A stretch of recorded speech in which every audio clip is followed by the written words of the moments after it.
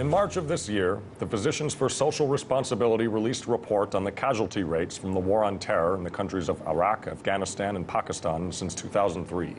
Their conservative estimate is that 1.3 million may have died in Iraq as a result of war.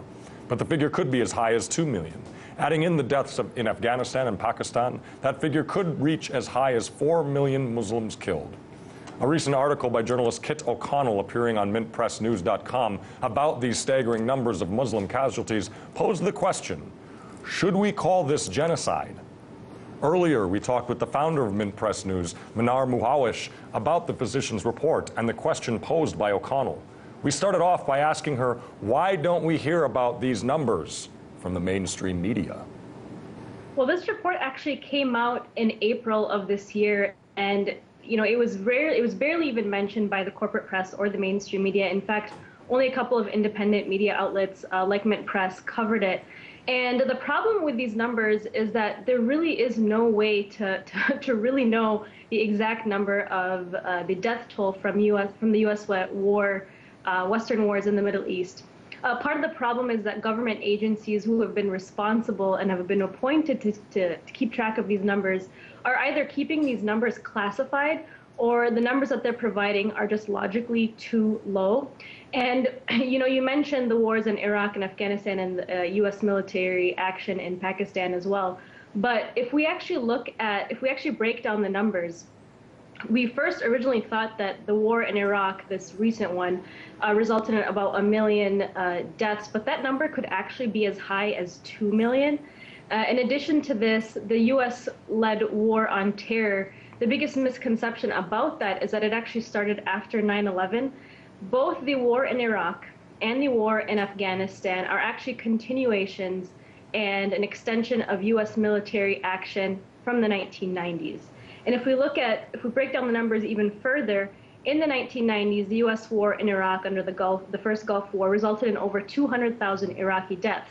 But shortly after that, the U.S. Sanctioned Iraq with some of the most brutal sanctions that we have known in history, blocking everyday necessities from entering the country, which actually resulted from that indirect action to nearly 2 million Iraqi deaths. And of course, the majority of these are Muslims. And half of those deaths from those sanctions were actually children. At the same time, the U.S. was involved in covertly arming and funding the Taliban in Afghanistan as well. And during that time, the strategy was divide and conquer and to wreak havoc across Afghanistan to basically justify the second invasion of Afghanistan after 9/11. And during that time, the numbers are actually estimated to be about 2 million in Afghanistan. So both direct and indirect warfare by the United States and its allies in this war on terror has resulted in actually a total of about 6 million to possibly 8 million Muslim deaths since 1990. Those are incredible numbers, when you just hear them. One thing that's interesting, too, is the methodologies that are used for counting the dead, and they were criticized in this report. The study was highly critical of something called the Iraq body count, which estimated about 110,000 deaths in Iraq. The IBC also wildly underreported the deaths from airstrikes, only reported 3 out of 125 in just the year 2005. The study was also critical of the methodologies of other studies for excluding key regions and evidence. Why doesn't the U.S. and the U.K. count civilian casualties in situations like this? Why are these numbers so low when, in general, reliable figures are hard to come by? Well, keeping track of death tolls from our wars is really an inconvenience to those who are waging these wars. And the last thing that these nations want to do is to make available these numbers to the general public. I mean, just imagine if people were to hear that these wars for the past, 20, almost 30 years have resulted in nearly 8 million deaths of Muslims when, these wars have been sold to us that we're fighting an enemy, but in reality, 8 million civilians could have possibly been killed. Not many people would jump on board and say that they support this war, any war for that matter, and calls for classifying these wars as genocide and investigation into human rights crimes and, all of those things would take place. So this war is being sold to us as a war fighting an evil-doing people. It's a crusade. It's a religious fight. And so that's easier for people to jump on board. But when we say that, this war is for oil and we're killing nearly 8 million people for the sake of controlling the Middle Eastern oil reserves, then people are easily manipulated and are able to jump on board to support that. It's interesting. Very interesting. The problem seems to go deeper and goes back into what we were talking about earlier, sanctions against Iraq and, during the Gulf War. Why are Americans so in the dark about the root causes of violence in the Middle East? And, does the media play a role? Because if we count all of the wars in the Middle East, the sanctions, even events going back to the 70s and 80s with the U.S. support for the Taliban, the Mujahideen against the Soviets, the figures, like you said, could reach 6 to 8 million. So, how does the media, or what's the root cause for us being so misinformed about this information and those conflicts? Right. Well, there's no question that the media has been in bed with the establishment, with the oligarchy, with those who are waging these wars. But every empire throughout history has had to create some sort of boogeyman to justify Orwellian laws that intrude on people's individual rights as citizens, as well as to justify war. And in the United States, we have a war-driven economy, and this has been taking place since, for the past 40 years. And with the United States, it's engaged in over 134 acts of war in predominantly Muslim nations across the Middle East, Africa.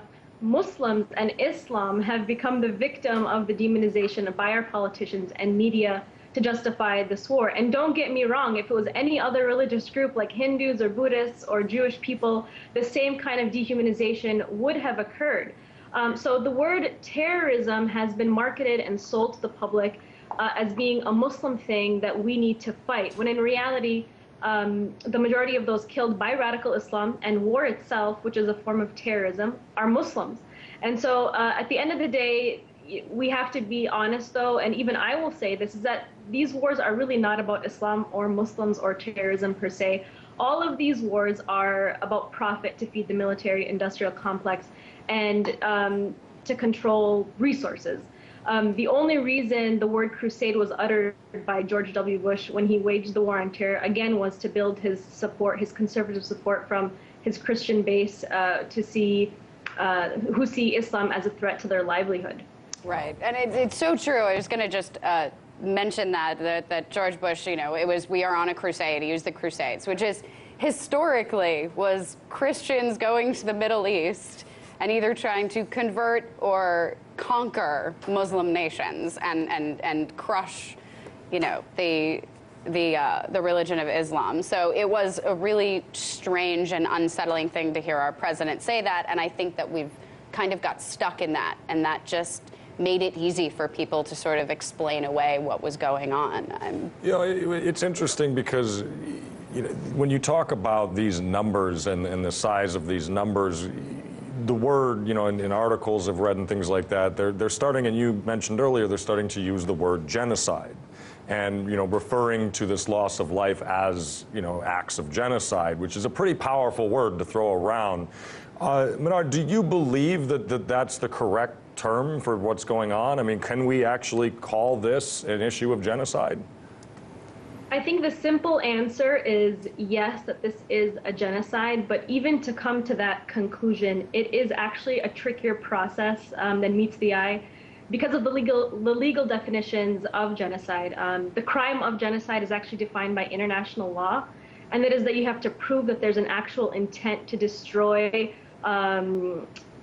wholeheartedly a religious group or an ethnic group. And so while the United States doesn't have any written rule of law that their intent is to destroy Islam or Muslims or Arabs for that matter, like the Nazis did, who had their intent written down, and it was part of their rule of law that they wanted to exterminate Jews, or how Israel right now has part of their rule of law to ethnically cleanse Palestinians. I mean, they have it very blatantly written out. The U.S. doesn't have it written out like that. When George Bush said, we're fighting a crusade, we're launching a crusade against an evil-doing people, he was very careful to make sure that it was against terrorism, so it had like a good cause behind it, that we're saving these people. And when you ask me that question, what comes to mind is the problem is that to classify these wars as genocide, we have to assume that there's going to be some sort of accountability and some sort of international criminal court to bring justice to humanity.